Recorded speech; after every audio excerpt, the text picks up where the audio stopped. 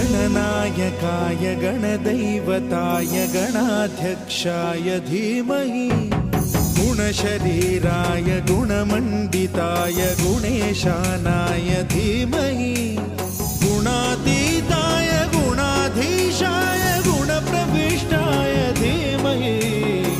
एकदन्ताय वक्रतुण्डाय गौरीतनयाय धीमहि